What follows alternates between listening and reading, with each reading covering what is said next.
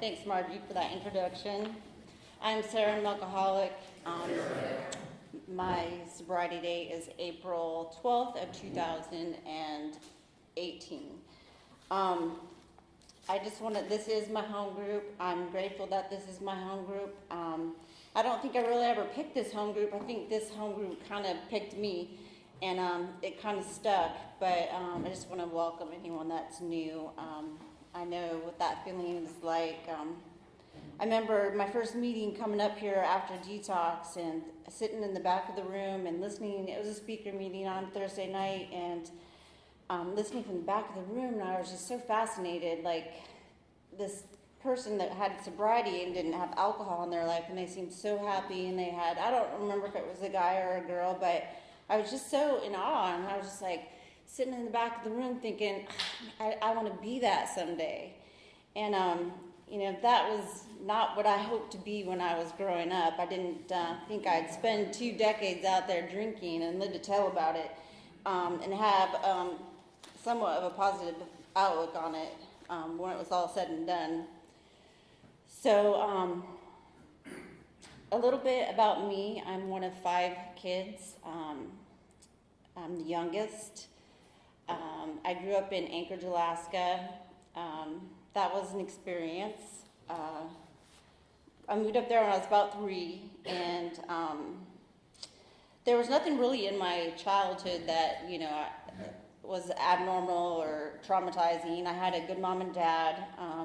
They provided for me. They taught me right from wrong. I just like to drink alcohol. My dad was an alcoholic. I don't think I realized it growing up. Now looking back on things, I realized that he was, but he was always there. He was never mean. He never hit anybody. He never yelled. He was a quiet, gentle drunk. And we spent a lot of time together, and I have fond memories of him, but I was the baby. Some of the older ones don't like him too much, but my dad he was 42 when he had me, and that was about the time I started rolling through the doors of AA, and I just look back on that, and I think he was 42 years old and had another 30 years of life, living the life I lived. If it was anything like my last couple of years of drinking before I found AA, I just wish that he could have found a little bit of peace in his life before he died, or found an answer somewhere, because I know how much pain I was in, and it hurts me to think that he spent that much time out there and probably died in that kind of pain. So me and my dad are a lot alike. Like I said, we grew up in Anchorage, Alaska. It was very rural back then. We grew up on a mountain. 3 of my siblings were older, so they would come and visit.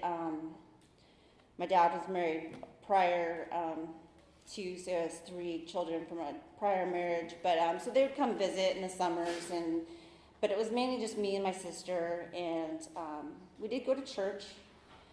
We were told about 6 years after going to that church that we could not go to that church anymore if my dad would not participate.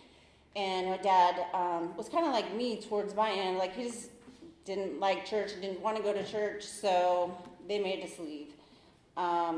So that was kind of, I kind of lost my faith in God at that point. As I grew older, it was harder and harder for me to find God in certain things, or certain things that I saw, or things happening. It just got harder and harder for me to find God in anything, and it harder to believe in. But I did well at school. I was well liked. I think one of the main reasons why I was popular was because I was the only girl in school that had a fake ID. And all I needed was that back then in the day, just go down to the DMV with an older sibling's documents. And, I think I was 30 years old when I was 16. But so they were either really down where I just looked good for my age. But it just, drinking was, it did give me some relief. I've always kind of suffered from anxiety. I've always wanted to be liked. I've always felt a little less than or needing to be more than what I was, and alcohol did that for me. And alcohol really started out fun. And I never drank at school. I didn't really suffer any consequences. I got in a few minor things in Alaska. I got pulled over a couple times. But back then they just say, hey, you just gotta walk home, and if we're gonna drive by and your car, we see it move, then we're gonna call your parents. But I never really suffered any consequences from it, but I definitely liked to drink, and I was a weekend warrior. I'm pretty sure that I came to school drunk from the night before a couple times, but I never did drink alcohol at school. And but I never had, I always had access to it too, being that I had my fake ID. So it was never something that I needed to steal or take, and my parents were gone a lot, so me and my sister, we had a lot of parties at my house. It was fun. And that's just what you do in Alaska. There's nothing else to do there. We would go out in the woods or to a river or to someone's house and get a keg or whatever, and it was fun. And so I did graduate from high school, and I started college. And it's at college where I met my first husband. And, what first attracted me to him was that he was just so funny. And, if it was possible, I think he liked to drink a little bit more than I did. And but we had fun together, and we both liked to drink. We both liked to party. He was 2 years older than me, so he did... was able to go out to the bars and stuff, and I don't know what happened to my fake ID by that point. I didn't have it anymore, so I wasn't able to join him there, and so I don't know. I just think as a rule of thumb, nothing really good happens after 2 o'clock when the bars close, and he started not to come home a lot, we had a rough relationship from the start, but we did get married.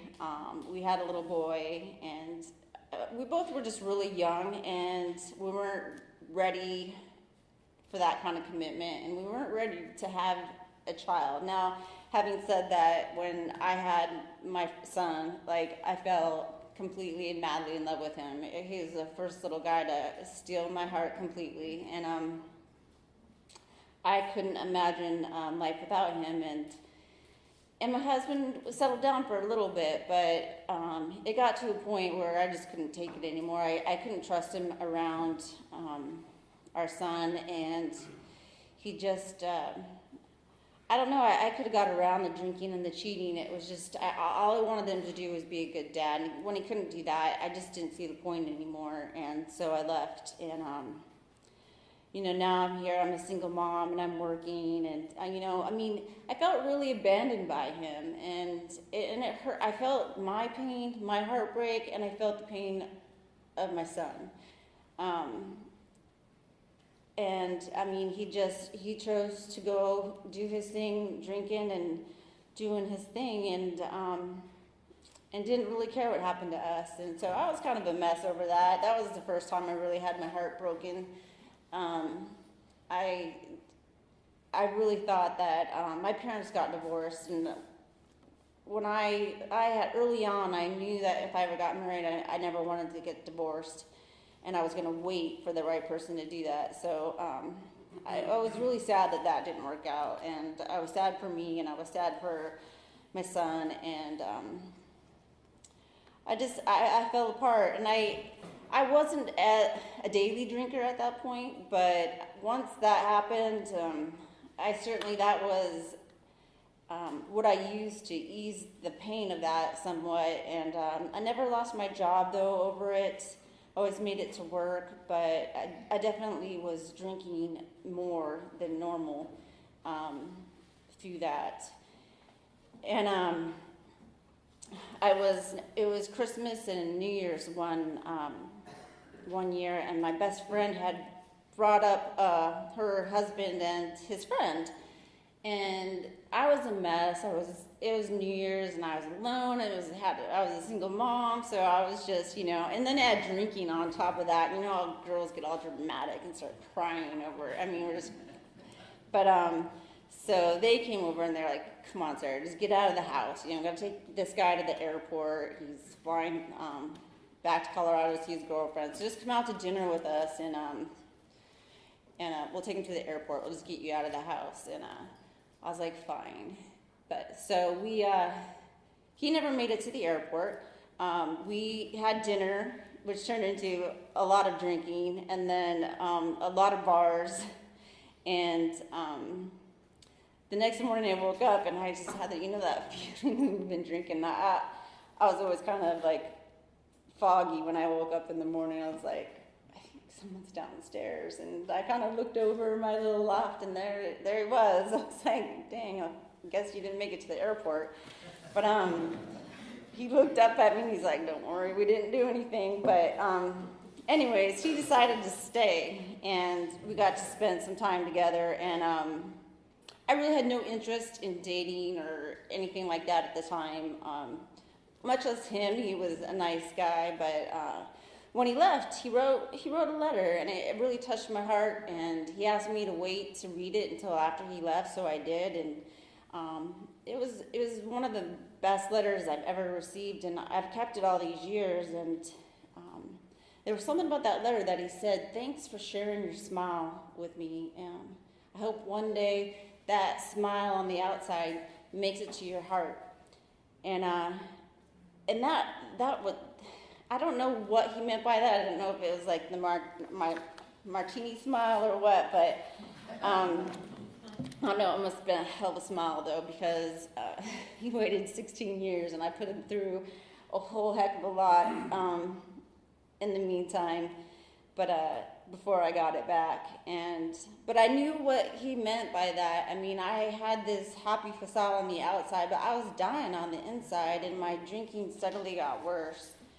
But anyway, so we started kind of long distance dating, and I was not a big fan of Alaska to begin with, and I thought, he asked me if I would consider moving to San Diego, and I had to ask my son's dad, would you mind if we left? And he was like, sure. I mean, it was a relief to him to see us leave, but, and that was just another kind of stab in the heart, like, man, you don't even want us in the same state, and you really don't care. So I thought, well, here's my geographical change. That'll going to solve some of my problems.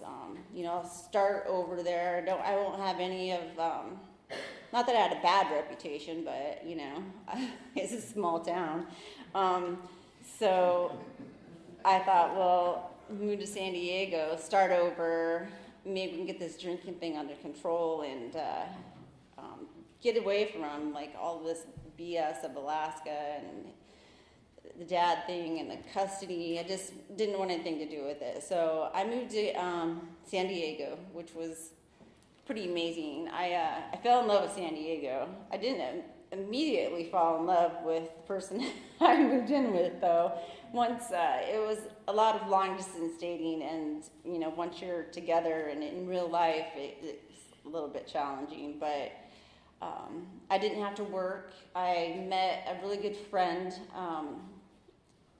Like the second day I was there, who's still my best friend today. She had a son about my son's age, and we hit it off, and we both were kind of like, didn't know what our relationships looked like, but we got to hang out all day together with our kids, and we'd go out and drink, and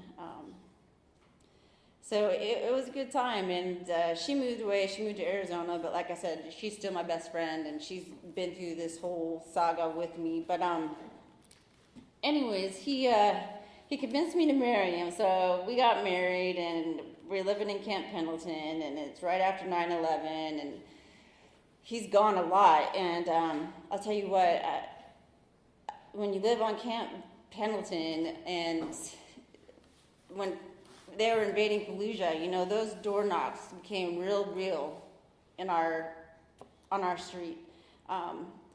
I remember it happened several times, and it was a scary time. You know, you just never knew, like, when they'd leave or if they'd come back. And we went to a lot of funerals, and but I didn't, you know, I was able to drink more. But somehow I thought, like, if I have a job, I don't have to drink every day. But I was becoming a daily drinker, and outside of having, I had a second son. Outside of pregnancy, I pretty much drank every day. And as he was gone, I didn't have anybody to be accountable to. I didn't have any family down there. He was always gone. The friends I chose liked to drink just like I did. So it's not like I had any real accountability to anybody. So, you know, and there's lots of things to do in San Diego with your kids. And I did that. I found moms that like to drink like me, and that had kids the same age, and we would do all this fun stuff with our kids, but we would do it drunk. And, you know, I hate how many times we probably drove around with those kids in the car drinking. But it was a good time. It was still fun. It's still, you know, I did start to kind of think I had a problem. I was starting to wake up with a little bit of the shakes in the morning if I didn't get, you know, until I started drinking again. But I still didn't really think I had a problem. We moved from San Diego to North Carolina. We spent a year in Texas, and I won't go too much into that. It was a nightmare. But we ended up here in North Carolina, and we moved into the neighborhood I knew now, and I hated the fact that I had to leave California. I had made a lot of friends out there and a lot of friendships, and I was moving, you know, that much further away from my family in Alaska. So I wasn't real happy about moving here, but, you know, the second I pulled in on my street, my neighbor across the street, she came over and she's like, "Hey, welcome to North Carolina. You know, why don't you come over with your kids while the movers are here, and we'll have a couple drinks and let the kids play?" And I was like, "I think you're my new best friend." And so that's how all the moms were in my neighborhood. I mean, I was a pretty heavy drinker at that point, but I was having a really hard time keeping up with these girls. They just, at 3 o'clock it was on. The kids were out of school, and everyone would get together, and they'd drink their wine, and then they'd get up the next day and they'd do it all over again, except they would go to the gym or do something else, and they never seemed hungover. And I was just like finding it really hard to keep up with them. And then drinking really was becoming a problem to me. And it was here in North Carolina that the drink that I would pass out to the night before sounded like a good idea in the morning to get my day rolling, try to keep up with these girls. And so that became, you know, pretty much a 24/7, 365 days a year drinker. And I found myself about 4 months here. By this time, you know, drinking wasn't fun anymore. It was just something I did to get by, and just basically I couldn't live without it. It was fun sometimes, but it just wasn't fun. I didn't laugh anymore. I got depressed. I started to isolate, and it was starting to deteriorate my health. People were starting to notice, and you know, before I knew it, I ended up in detox up in Moore County, and I never knew those kind of places existed. And apparently, if you threaten to harm someone or yourself, you know, they'll call the cops on here in North Carolina, and then they'll send you there, and they won't let you leave. And but I woke up there one morning, and I just thought, where am I? And like, I'm in a hospital, and I just kept hearing my name over the intercom, like, "Sara, plumber, you need to come eat your breakfast." And I was just kind of like, what? every time I've been in the hospital prior to, they've delivered my meal to me. I don't know why I have to go. And I was like, I'm in this robe that's weird, and I have these weird socks on, and I don't know how I got here, but so I go out there, and I kind of quickly learned where I was and what it was all about, and learned that they would not let me leave. I had to stay there for 3 days, and I was really pissed off about that. And so when my mom came and picked me up, I was mad, and no one ever talked about, like, hey, do you think maybe you stop drinking now? I just went home and started drinking again, and thought never even crossed my mind to stop drinking until, family members would come from out of state, and they would start, calling me on my, I was hiding it everywhere, and they were starting to find it. And I was one of those drinkers that I would just get real depressed. Like I said, it wasn't fun anymore, and I'd get depressed and cry and hurt myself, and that immediately sent me back to Moore County Regional. And so I spent a lot of time up there, and got out of there one summer and thought, maybe I'll give this treatment thing a shot. Maybe if I'm away from alcohol completely. Because the geographical change doesn't work. I mean, if you really want it, you will find alcohol anywhere, and you're not leaving any problems behind. Your problems, eventually catch up to you. So treatment sounded like a good option for me. So I went in willingly to Wilmington Treatment Center, and I wasn't real sure why I was going. I wasn't sure that I wanted to stop drinking. I know I needed some time away from it because I was getting pretty, detoxing was not fun if I couldn't get it. And it was just, I couldn't believe how obsessed I was with alcohol. Like, 24/7 crossed my mind. How am I going to get my next drink? Where am I going to get it? Where am I going to hide it? Can I bring it there? I don't want to go to that party if I can't bring drinks or sneak it in. And it came my complete life was how I was going to get alcohol, how I was going to get my next drink, if I'd have enough to last through the night and the next day, and when could I go get it again. And so I went to Wilmington Treatment Center, and I didn't go there with the right intentions. I got there, my kids were 10 and 2 at the time, and that was the first time I'd been without them for 30 days by myself. And I got there, and I was like, this is like vacay, no alcohol. And so I got in there, and I do what I always do. I just gravitate towards my kind of people, and, quickly made friends, and we came up with this great plan how we're all going to get out and do all these amazing things with our lives, and stay sober. And I'm sure I was given a big book then, and I'm sure I went to AA meetings there, but I don't remember anything. I was too busy making friends and contacts, and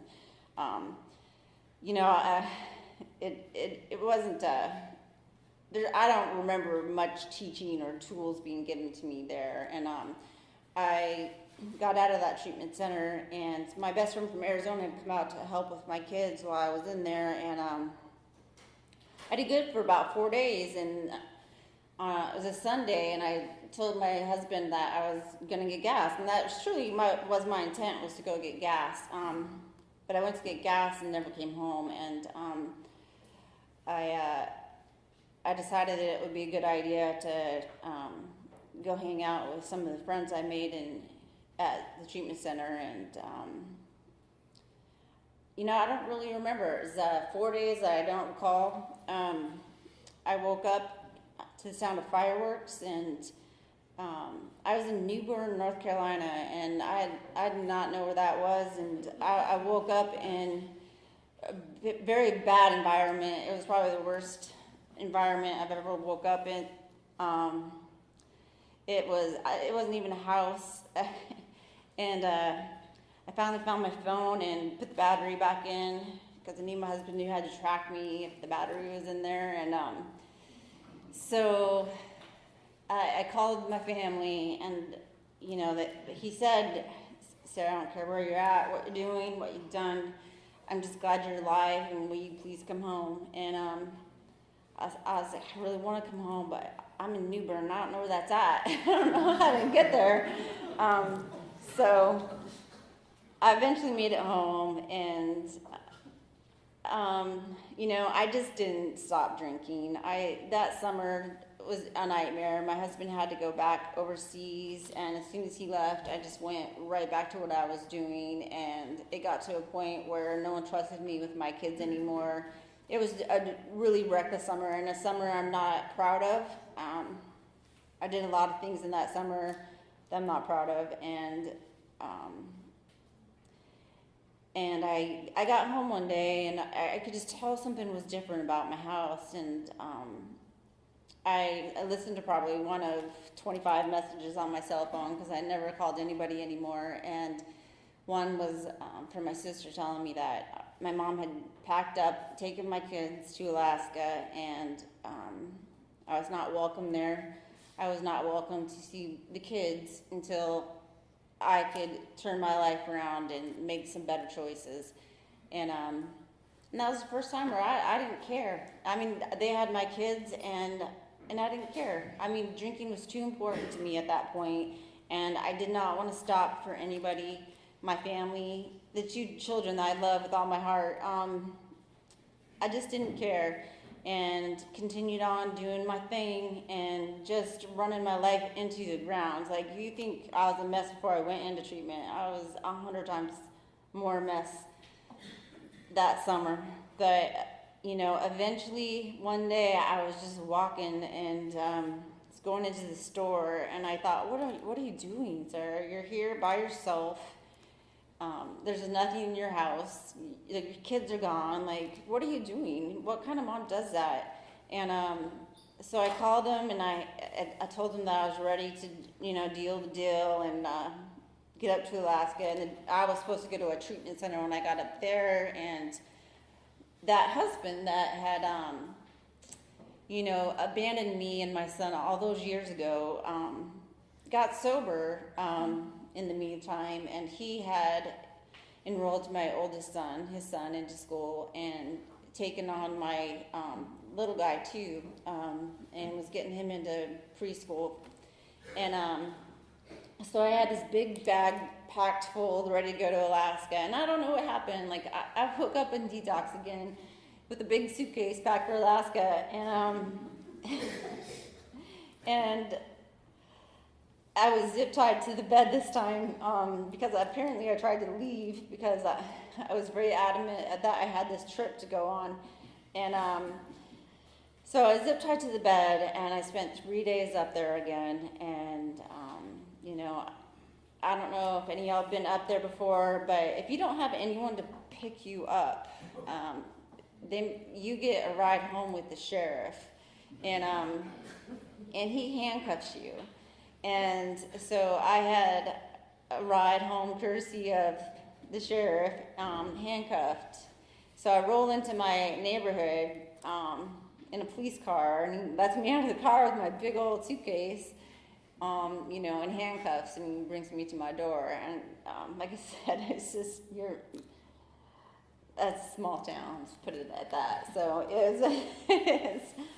I wasn't Mother of the Year in my neighborhood, but anyways, I did eventually make it back to Alaska. My sister let me in. She told me that I wasn't even allowed in the state of Alaska, but anyway, so, and I did go to a treatment center while I was there. I was just playing their game, though. I knew exactly what I was going to do when it was over. I knew at this point how the game was played, and how to lie and manipulate and say everything everybody wanted to hear to make things better. And I just wanted to get back home with my car and do my thing, be able to get alcohol when I wanted to. So I just told them what they wanted to hear, told them I was sober and I found God and I'm a new girl and just I want to go back home. And they let me. And the very first thing I did is drink. When I left that treatment center, I stopped and got a bottle of vodka and drank on my way out to my sister's house. And so I get back home, and I'm thinking I have some of these tools that I'm going to try to control my drinking, and that hard alcohol is really my problem. And so I decided to give liquor up. I'm going to be a wine and beer drinker. And I don't know how that works out for guys, but for girls, it made me gain a lot of weight. And I was hiding, and I wasn't strictly that. I mean, I would still drink. I had love for vodka, so I would still drink that. But I was hiding it everywhere. You know, and for about 6 years, I was able to hide it. And I mean, people knew I was drinking because I was straight up with them when I got home. I was just like, look, I told my husband, this is what you married. I was drunk when you married me. You knew I was this way. Apparently, you know, you liked me at a certain point. So take it or leave it. And, you know, he just wasn't at a point where he was ready to leave yet. So, you know, but I did try to, and I did. I got my kids up for, I feel like if you can be a good mom as drunk as I was all the time, I was a decent one. I thought I was one for sure. I made them breakfast, I made them lunches, I picked them up from school, I took them to all their sporting events. I you know, volunteered at their school, but I did it all drinking, and it got to a point where I couldn't do that anymore. The last year of my drinking was pretty miserable. I would drink first thing in the morning, get them to school, and then I'd sleep all day till I'd pick them up, and I would start the process all over again. And I was getting to the point where I couldn't keep alcohol down anymore until I had enough. I would drink, and I would get sick, and then I would drink, and I'd get sick, and then I could finally keep it down. And if I didn't have enough alcohol in my system, I couldn't keep anything down. And the shakes were so bad. I think that I was starting to have seizures, and like I said, this whole process, I'm in and out of detox on a regular basis because, you know, part of me hiding my drinking was going out and driving around and drinking, and there's times I got lost. But so it's on one of these occasions that I'm into up there in the detox, and it reminds me of a story that I heard once somewhere in the rooms or at a treatment center. I've been to so many, I don't know where I heard it, but there was an alcoholic stuck in this hole, and a business guy walks by, and, you know, the guy was like, hey, can you help me, get me out of here? And the guy's like, here's a little money, buy yourself a ladder. And the guy's like, well, that doesn't do me much good down in this hole. And so the next guy that walks by is a psychiatrist or a counselor, and he talks about his problems and, you know, asks him how he got in that hole. What do you think caused you to get in that hole? And wrote him a couple prescriptions and went on his way. And then a pastor walks by, and he prays for the guy, and you know, the drunk is thankful, and he goes about on his merry way, but this guy's still stuck in this hole. And pretty soon, a recovering guy in AA walks by and jumps in the hole with him, and he says, what are you doing? And now we're both stuck in this hole. And he says, don't worry, I know the way out. And that reminds me so much of this day up there in detox. I was up there probably 6th, 7th time I had been up there. It was Mother's Day, so I wasn't really feeling that good about myself. And all I really wanted to do, I thought the best thing I could do for my children at this point was die. And I was conceded to die an alcoholic death because I couldn't see dying without it, to be honest. But you know, I had seen a psychiatrist. They always, you know, kind of changed my medicine around, and that never helped. And in that trip of up there, a nun and a priest came in and did a little meeting with us up there. And I remember begging them at the end, like, I can't stop drinking, I don't know how. And so they did. They prayed for me. And I was thankful for that, but they just didn't understand. I remember the nun saying, I just don't know why you drink like you do, because I don't like the taste of it. I'd rather drink sweet tea. And I was like, kind of frustrated with that, And and then, in walks AA, and it was some guys from this home group. And I will always be grateful for that day, because there was something that was said that night that I found a little bit of willingness and hope in. And, when you first get to AA, they tell you to stick around for the miracle. And I waited a long time for a miracle, but I think the miracle was quite simply that I showed up when I got out of detox to an AA meeting. And it did save my life. And I didn't get out of the hole immediately, because I didn't have the willingness and I didn't listen, but I kept coming back, and I just couldn't get 30 days under my belt, and I was trying so hard. I wasn't like Margie, I wasn't real honest in picking up a white chip every time I was drinking. I just wasn't going to pick up that 30-day chip if if I could, unless I couldn't get 30 days. So I always give her credit for that, because to be honest, I didn't know you had to pick up a white chip every time you drank. So I just thought you weren't allowed to pick up that 30. And for some reason, I found some honesty here, and I wasn't going to pick up that 30 days unless I had it. So it was about 6 months in that I was coming to AA, and I was drinking, and I was making friends. And but one night, I ended up in detox again, and I got out, and they had put me on antabuse, and I came to an AA meeting that Monday drinking while on antabuse, and I was like on fire. They're not kidding when they say you won't die. But I was out in my car. I was one of those people that would, get there last and sit in the back row and leave first thing. And I was out in my car, and I got a little knock on my window, and, it was someone that had the foresight to see that I was struggling really hard. And,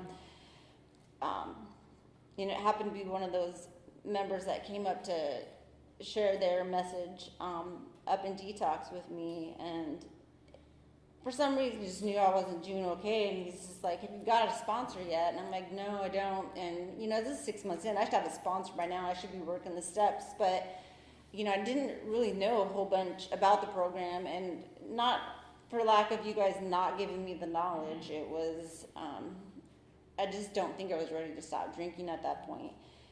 So he gave me a few contact informations. I did get a sponsor, but within 2 weeks, I got in a car and got in an accident, and my 2 children were in the car with me. And I don't remember much about that night, but I do remember making some phone calls, and, Steve, I just had to dime you out. It was Steve. I called Steve, and he was the guy that was up in detox, and he just had this sense to see that I was struggling. And I called, and I'm like, I just got in an accident. I'm drunk, and my kids are in the car. I think I'm going to jail. And him and 2 other guys that I didn't know showed up, and I knew it was a Monday night. I knew they probably had a meeting, but they chose to come home help some drunk girl that they barely knew. And that's just kind of how AA shows up, and that's what you're supposed to do to work your program, and that's what they done. And that's why I say this home group chose me, because after that accident, I was facing some serious consequences. I didn't come into AA with any, but I sure accumulated some while I was here. And I knew I was going to jail, and jail scared me. And I knew it was going to be for a significant amount of time. And my attorney told me that if I went to treatment, maybe that he could get me before a judge that would accept some of my treatment as time served. So I did go to treatment, and in treatment, it was an opportunity to rethink my life. And the thing that scared me the most is that my kids were going to bury me, and they would live the rest of their life knowing that their mom chose alcohol over them. And I didn't want to die like that. And so I came back And the first thing I did was pick up that 30-day chip. Had to be in a treatment center to do it, but whatever it gets you, there. And it was my first 30-day trip or 30-day chip, and I was grateful to be a member of AA, and I really dug in, and I desperately wanted to be a good mom and be happy and live a normal life. And in here, I could see a little bit of hope and happiness on the faces of everybody here. And you guys just always showed up for me. I really thought I was doing things the right way. I got a sponsor. I worked with my sponsor. We worked the steps. I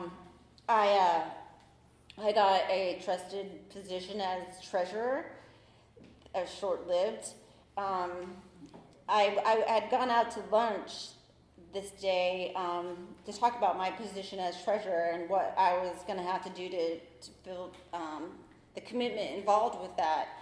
And I had gone to jail at this point. I had made it through treatment. I was still not dry. I had lost my license. I quickly learned that Amazon was my best friend. And so I was ordering everything on Amazon because my mom was having to drive my kids around. So I was trying to alleviate some of people driving me around. I was having people drive me to meetings and my kids to school. So I was doing a lot of online shopping, and I had gotten home that day after someone dropped me off after lunch, and it was a good day. There's nothing wrong with my day. I thought I was good. I got this box in the mail, and I opened it up, and it was 2-liter bottles of vanilla extract. And I had heard somewhere in the rooms that vanilla extract had alcohol in them. I never, like I said, I never had to steal, or I didn't always had a way to get alcohol when I was young. So I didn't know that you could drink that stuff, and it had alcohol in it. And so I thought, wow, those are really big bottles of vanilla extract. This was like a year and a half into my sobriety, and I don't remember ever going back to that box and opening it again. But at some point that night I did, and